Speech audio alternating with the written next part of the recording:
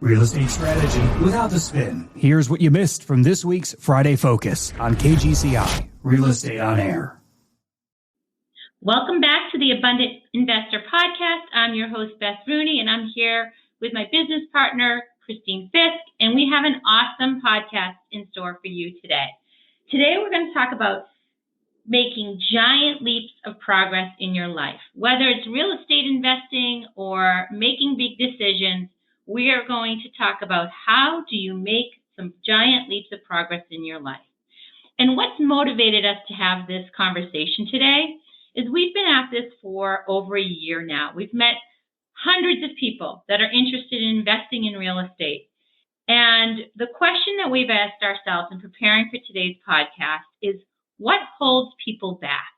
And what's holding people back is not interest rates or market conditions or lack of inventory, all of things that are big topics in real estate. What's the number one thing holding people back is what's between their two ears. What's in their mind and what's in their heart, and it's in taking action. So true, Beth. I'm so excited to dig into this with you. This is a really, really juicy one. I love it because it combines the coaching realm along with a lot of what I do in my coaching world, along with the real estate piece. And you're right. We've seen so much in talking to people. We've seen a lot of inaction. And I think people would really be served to hear a bit more about what are the things that are really holding people back, because despite what you see out there, it is not the things that are in the news and making the headlines. This stuff doesn't make the headlines. And I think that's why it's so important to keep talking about it. We are wired certain ways, and we have belief systems, and we have ways of thinking about things and ways of doing things that get rooted in us from our childhood. And we don't really often stop to question those. Those are the real big things that are holding us back from making the big leaps that we want, whether that's making our first real estate investment, whether it's making selling our house, whether it's, deciding to go all in on a renovation that will serve our family as they're growing. These are big ticket. They tend to be big ticket items. Mm-hmm. They tend to feel like bold moves for people. And I think a lot of people get stuck. So what we want to do today is really dig into this topic, uncover what those things are that hold people back from taking risks. And also, what's riskier, taking action or not taking action? You're right. So this is going to be a fun one as we dive in. Yeah, I agree, Christine. And I think that that's a really great question. What is risk? And, I think people associate risk with taking big action, but sometimes the bigger risk is doing nothing. You think about driving a car on the highway, right? I think about this with my mom when she was driving. People assume that if you're driving recklessly and you're going super fast, way over the speed limit, that's risky and you're putting yourself at risk. Well, I remember times driving with my mom and she was going so well below the speed limit that she was putting herself at risk. That's right. And it's the same thing in life, right? In Absolutely. Making these decisions. And sometimes, especially in real estate, after the major, massive growth we've seen in appreciation, if you sit on the sidelines and don't take action, you miss all that growth. That's right. And that's risky. Yeah, I think that's so true. I think, this is rooted in psychology. We tend to see what's happening and we tend to see what the masses are doing. And we tend to think, the market's going up. So that's great. And I'm not going to sell my house because it's just going to keep going up. I don't want to miss out on an opportunity, right? And so then we do nothing. And then what happens? Well, maybe like 2008, the market crashes, right? And then we wish we did something. And then we say, I would have been great if this external event didn't happen. And we wait for these external events to kind of give us permission to do things, and a lot of times it's other people that is the external event. We see other people doing things and it feels safe to go ahead and, okay, now I'm going to sell my house and buy my next house, or I'm going to downsize, right? And I think we spend a lot of time looking externally for those answers and for validation. I mean, let's think about it. The most basic human needs are to belong and fit in. So that's driving a lot of why we look around us. And then even more than that, it's to feel safe. So it feels safe to us to have certainty. It feels safe to us to know that if I don't change anything, things will stay the same and therefore I'm safe. Well, guess what? That thinking is rooted in our reptilian brain. It's not the more sophisticated part of our brain that has developed as we humans have evolved over the last several hundred years, especially. And we're making decisions that are very primitive based on a very limited amount of information to keep us safe and to keep us safe in a feeling of belonging as well. So we follow the status quo. However, if you want to grow by leaps and bounds, if you want to make a lot of money, if you want to really tap into your untapped potential, which all of us have, we all have so much potential that we're only scratching the surface of. It's got to be a different approach. And so we want to talk to you a little bit about that today. That's really at the root of so much of what we believe in personally and what this business is built on. And we want to help you tap into that even more by showing you another way that you can move beyond that reptilian brain, that you can actually feel into bigger dreams and you can take action toward them. Like you said, Beth, that bias towards action is huge.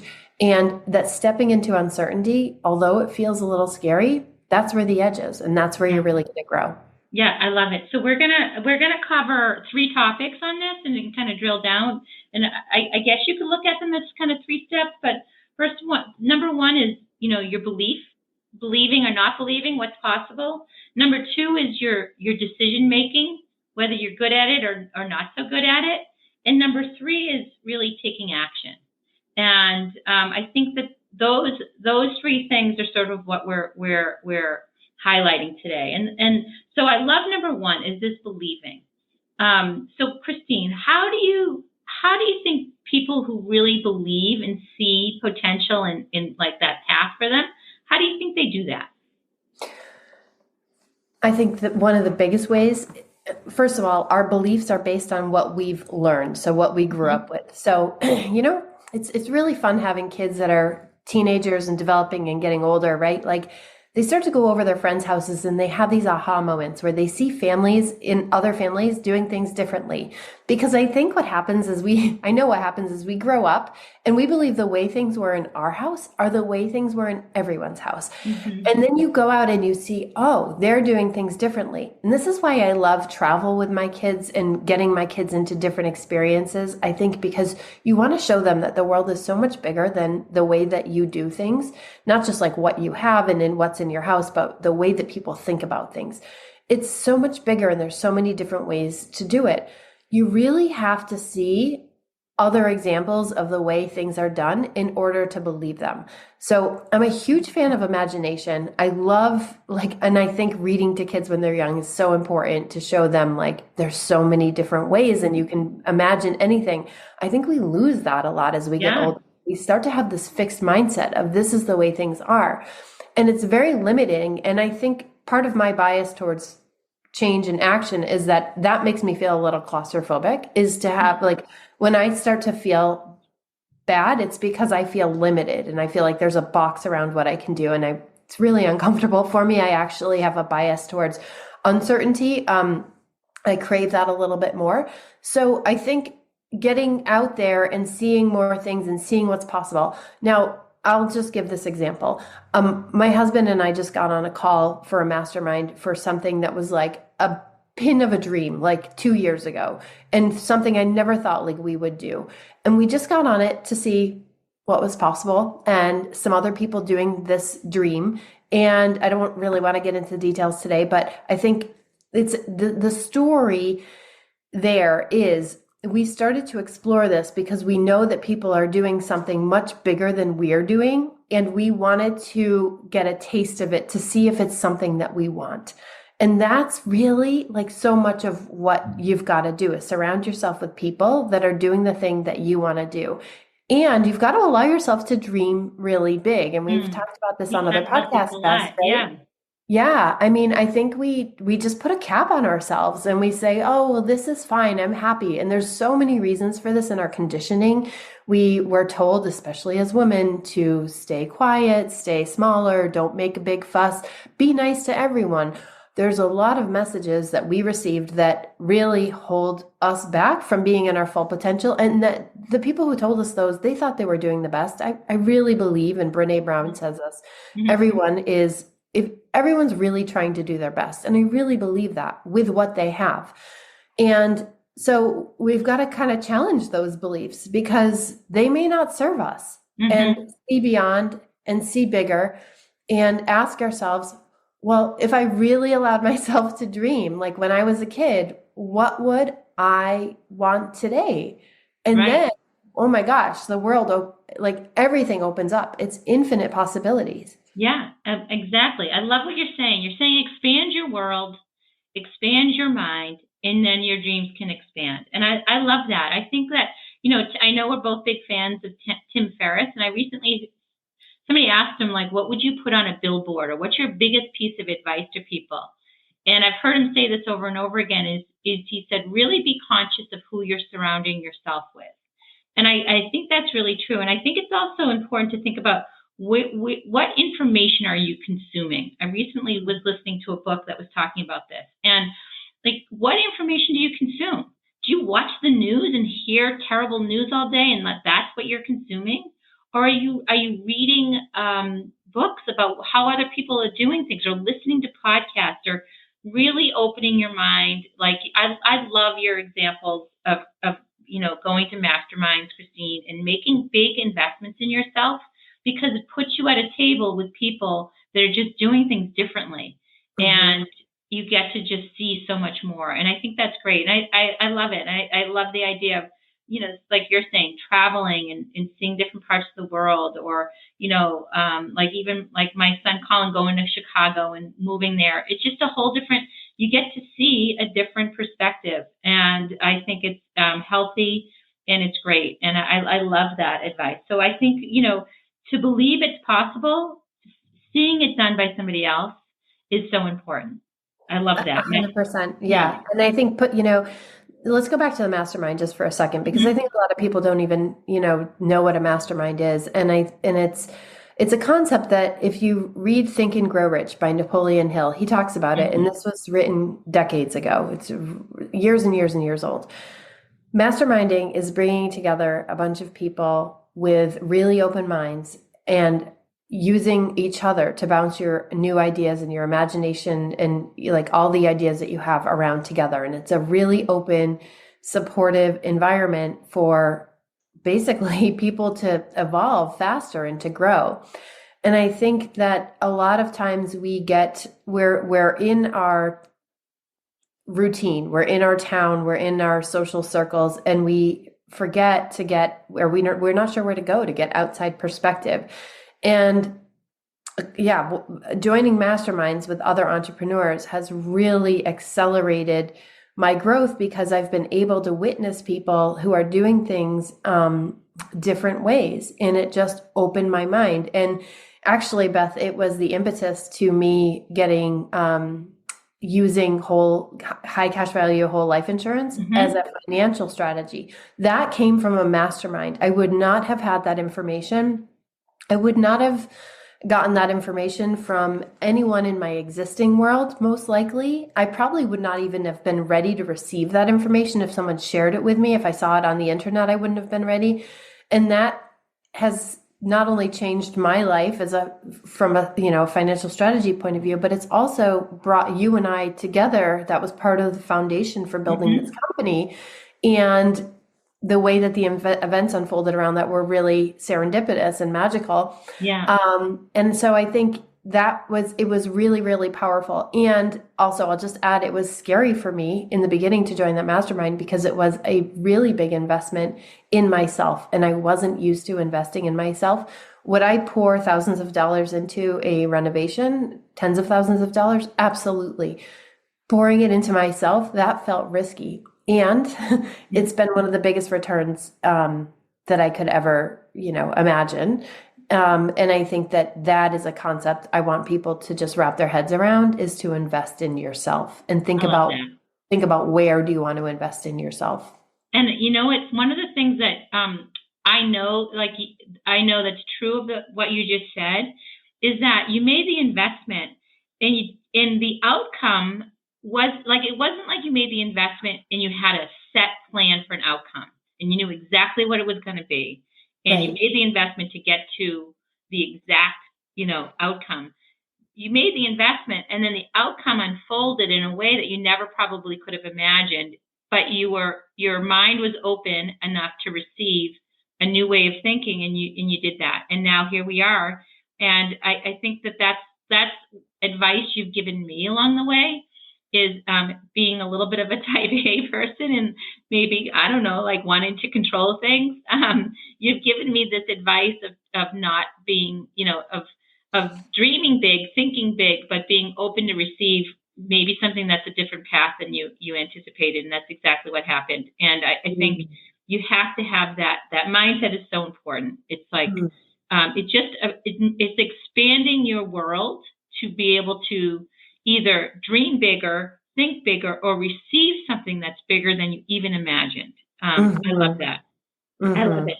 Christine, the next thing we're going to talk about is, I think that gets in way, I know that halts people in their tracks of taking action, is making decisions. I feel as though, the inertia of, analysis paralysis or, decision fatigue. We have to make so many decisions every single day. People get tired of making decisions, and so they don't make any decisions. And that, again, is a risk. So I think let's talk a little bit about how people make decisions, how people if they make good decisions, and like what's some framework they can use for making decisions. This is really good. So I'm going to take a page from Tony Robbins here. He has a process for expanding on your dreams and for going after what you want. And it really starts with getting yourself in a beautiful state. That's exactly what he calls it. And it's about being in a place where you feel really, really good. And it's literally changing your state. And so if you've ever been to one of his events, you know that people are jumping and dancing and like in their body, right? And that's why I always tell my clients when they get stuck on something, go for a walk, go move your body, like create some energy, because you're just like, there's a lot of stagnancy. So getting into a beautiful state means like feeling really good, right? So you don't want to make any big decisions when you're not feeling great. You want to be in a good place. And we all know, we've all done it. We've made decisions from a place where we're grumpy or, feeling really like upset about something. You're in the middle of a fight and you make a decision. And that is honestly when I can think back to a couple of really bad decisions I've made from that place in the past. So you want to get into a really good state. And the whole reason for this is because you want to see and feel strong in your self-confidence that like you know what you need and you're not relying on a lot of external information. Because that, Beth, you can talk about this more, but I know you saw this in your past career, like the way that people make decisions. A lot of times people will make decisions out of fear and based on what other people around them are doing, because it's certain, again, going back to certainty, and it's comfortable. And just we tend to make all these decisions every day, and our brain goes on autopilot. We're not really conscious and we're not really being mindful about the way that we're making decisions. So I think, I think, share a little bit more about what you know about this too. I think it's really valuable for people to hear. Yeah. One of the things that we did at Fidelity, we had these great trainers, Marion and Claudia, if you're out there listening. They were actually neuro-linguistic experts, and they talked a lot about how people make decisions. And we were talking to advisors about how they make investment decisions for their clients, but it applies to everybody. So people tend to make decisions one of two ways. Either they seek others' opinions, think Consumer Reports.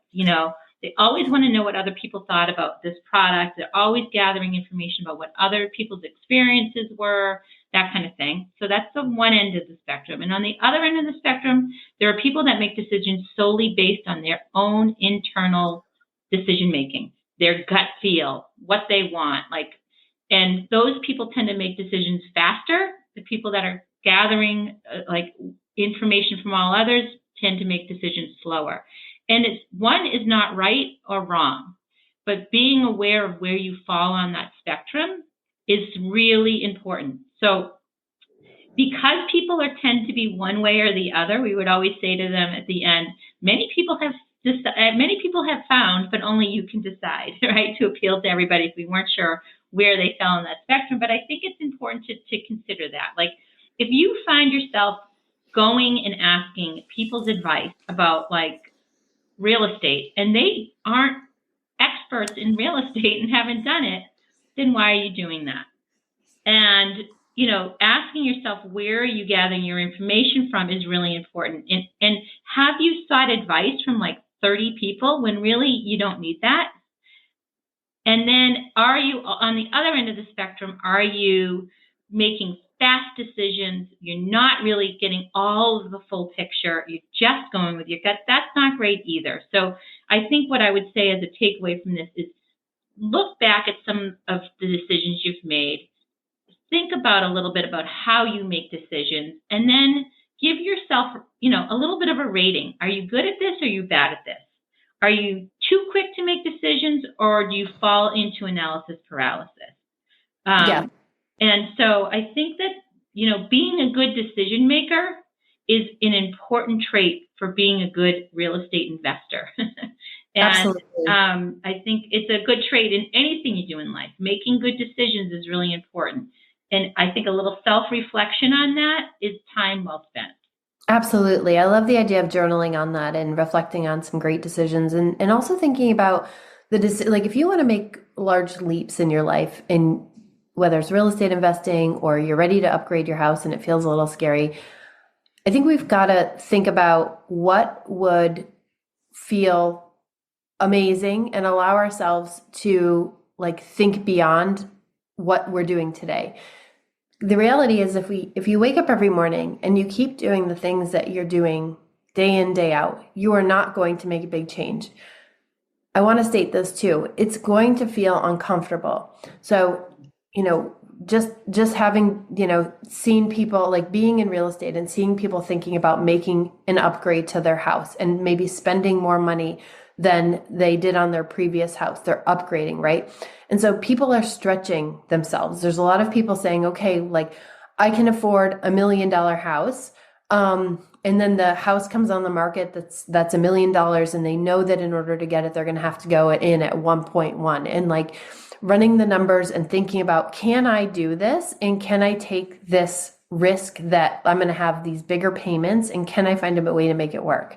Now, I'm not advising anyone to go way beyond what they're able to do, but I also think every time that we've bought a primary residence, it's felt stretchy in the beginning. It's felt like a stretch. And then in the end, we look back and we say, oh my gosh, like remember when it was a really big deal to buy that house and how stretched we felt, and then how we made it work.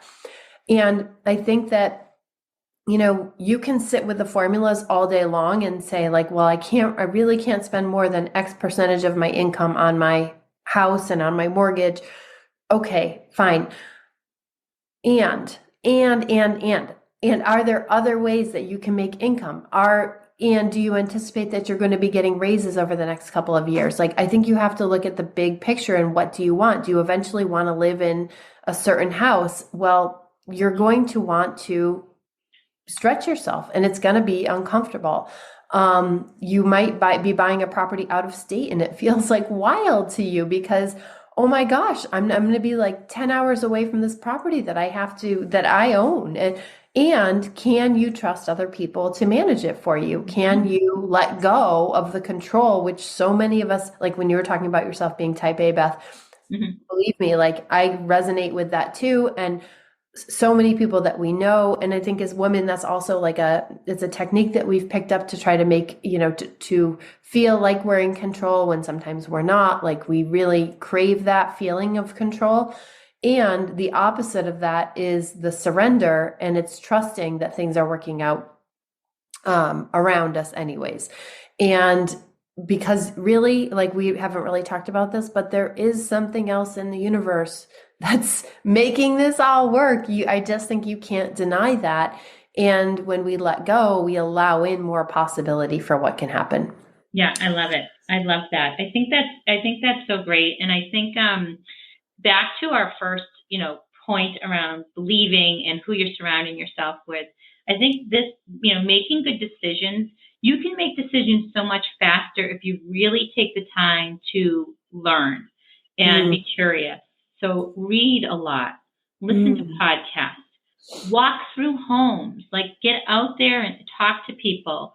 Like, your decision making process can speed up if you're really well educated and take the time to get educated on whatever it is that you're seeking.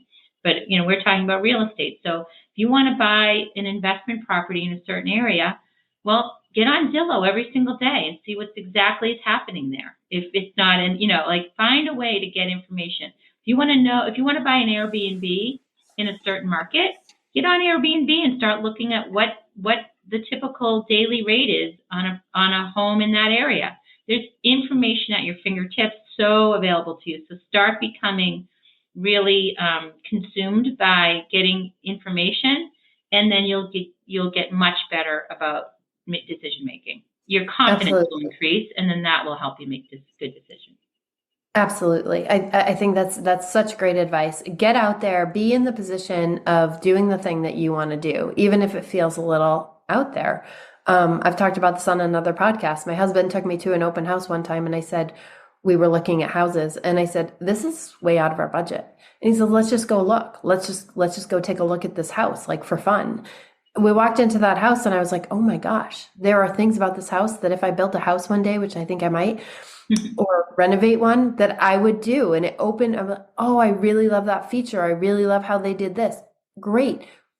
Whether or not I bought that house, and we did almost rent it, by the way, like things almost worked out in that way. We found that there were things that we would take with us. And it's just seeing things so that you know that they're possible, right? Like Yes. seeing a kitchen with a really high ceiling and all glass, like looking out onto the pool. Oh, okay, great. Now I can put that on my list of like things I'd like to have. Yeah. That's awesome. Yeah, So and it's that's even better than pictures, right? Yeah. exactly, because you feel it in your body, and then that becomes part of your vortex, part of what you decide that you've wanted, and then you're going to attract it all that much more easily. I So love it. yeah, It's so so great. that's key. And I think that ties into the like another big thing that we want to talk about, Beth, which is taking action, right? Because Yes. part of taking action is just getting yourself out there and you can do research online all day, but what is it like to go to live in this house? What does it feel like? Like when I moved to Milton, I did not know I wanted to live here. It was not really on our radar, and it was a little bit like, well, let's just go check it out. You've got to take some Yes. action to Yeah. to find out what feels good. Yeah, I remember you stayed in an Airbnb up in Syracuse, right? Before you bought your own midterm Hmm. rental, and then you got to say, okay, this is what it's like to be a guest at a short-term rental in a market that I'm going to invest in. Like it's put yourself in that position, and yes, taking action is the key to this whole thing. Absolutely, Yeah. absolutely. And I know you've done the same. Like you've taken a lot of aligned action. And I think part of the reason, Beth, you've been able to be so successful in real estate is that you've you don't hesitate, right? Like you make a decision and you go. And I'm sure sometimes that has to feel uncomfortable. And you go anyways. You keep moving forward towards it because you trust. You trust that this is aligned for you and that you're ready and you don't look back. Yeah, you can't hesitate. It's a really good point. My one of my it's kind of we talk about sports a lot. I guess this kind of comes back to a little bit we talk about being an athlete, and I think as an athlete, like if you have an opportunity to shoot and score, if you hesitate that you're like 1 second, it's gone. And it's like you if you feel good about a decision, hesitating is going to it could really work against you. And I think that's an important note, and something I've talked about over the years a lot. It was something I learned again back at Fidelity. Ned Johnson, who started Fidelity, had this belief system of Kaizen, which was continual improvement. just always, moving forward. As my boss from Fidelity, Sam, would always say, pushing the peanut up the hill, like making forward progress. And that's so important. So we're talking about making giant leaps in progress in this podcast, but not to dismiss making consistent growth is so important. And I think taking action sometimes is just starting, and Right. then you snowball from there. And so I love it, like Nike's Just Do It. Like, just Mhm. get started. Mhm. It will all work out just by if you just sit with inertia. 20 years can pass. Yeah. We just had a client that reached out and said we might want to do something we might want to do a renovation. We've been thinking about it for 20 years. Like, 20 years goes by like a blink of an eye, right? Exactly. And I think this is a really good lead into people who don't know exactly what they want.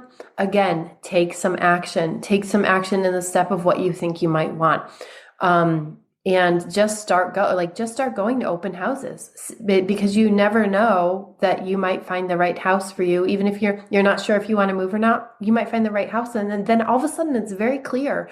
Oh, I do want to move because I want this house with these features, and this just feels really good. And now that I've seen this, I can't unsee it, and my house feels really small, or, I really can't live with just one bathroom anymore now that I've seen what it could be like to live with 3.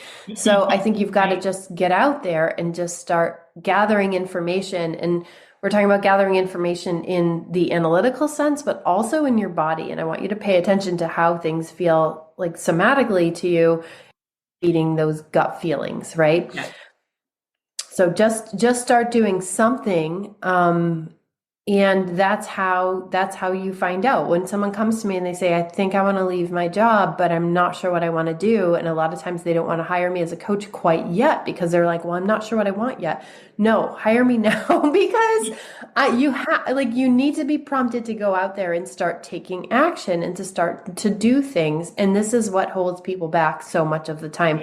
And then they find themselves in the same position 5 years later, when they could have been. Right. Exactly. It doesn't have to be perfect. It doesn't have to be perfect action. It has to be active action. Yes, exactly. It's like Messy even. Right. And you just get started. I think of like a Monday when we release this is Marathon Monday, one of my favorite days of the whole year. And like my son Chris is going to be running. Well, this is his first marathon. He's not built to be really a runner, right? It's been painful for him, but you start by getting out and running a couple miles, and then that 2 or 3 turns into 5 or 6, which turns into 10 or 12, and then the vision is in sight. And now you can run 15, 16 miles.